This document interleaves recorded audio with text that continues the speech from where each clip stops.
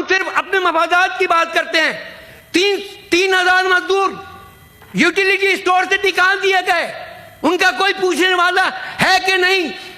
1,600 مزدور اسٹیل مل سے نکال دیے گئے, ان کا کوئی پوچھنے والا ہے یا نہیں. ہم تو روز سنتے ہیں کہ ملک ترقی کر رہا ہے, مہنگائی کی شرح پتہ نہیں کیا ہو گیا ہے, اب سب کچھ ہے. جی آپ بات کر لیں پلیز, جی پلیز بات کر لیں. آپ کا بہت بہت شکریہ چیئرمین صاحب. مگر اس کو یہ جو بزنس ہے اس کو ہم نے چلانا ہے. جی جی جی جی آپ پلیز سن.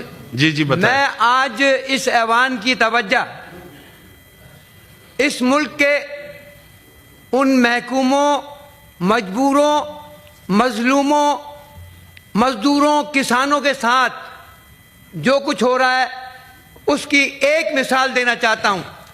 اب سے 4 روز قبل لاہور ہائی کورٹ کے سامنے ایک مزدور نے, جس کا جرم یہ تھا کہ اس نے اپنی کمپنی میں یونین بنائی تھی اور اس یونین بنانے کے جرم کی پاداش میں اس کو ادارے نے نکال دیا تھا. اس کے بعد اس نے کورٹ میں اپیل دائر کی اس مزدور رہنما نے, اور جب اس نے اپیل دائر کی تو کورٹ نے یہ کہا کہ اس کے واجبات اور اس کو بحال کیا جائے.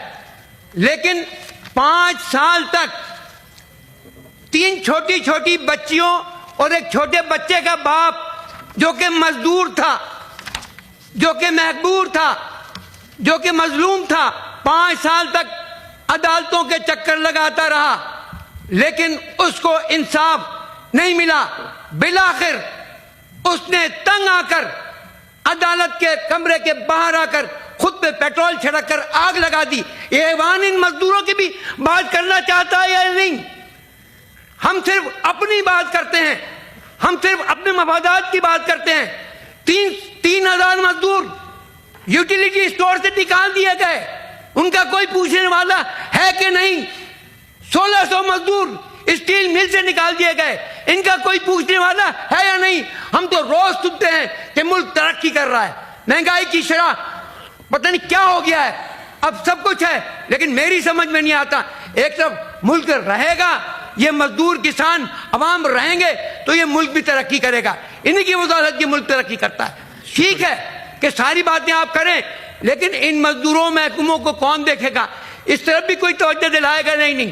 تو میری آپ کے توسط سے صرف میں یہ توجہ دلانا چاہتا ہوں کہ ہمارے حکمراں اس طرف بھی توجہ دیں کہ اس ملک میں مزدوروں کے ساتھ ڈاؤن سائزنگ, رائٹ سائزنگ کے نام پر جو کچھ ہو رہا ہے اس کو دیکھا جائے. ایک طرف تو یہ ہوتا ہے کہ اوگرا کا مسرور خان, اس کو 20 لاکھ روپے تنخواہ کا خود ہی کر دیا جاتا ہے, اور وہ اسپیشل پروفیشن, اپنا پروفیشن کیا ہے, اسپیشل الاؤنس وہ خود بناتا ہے.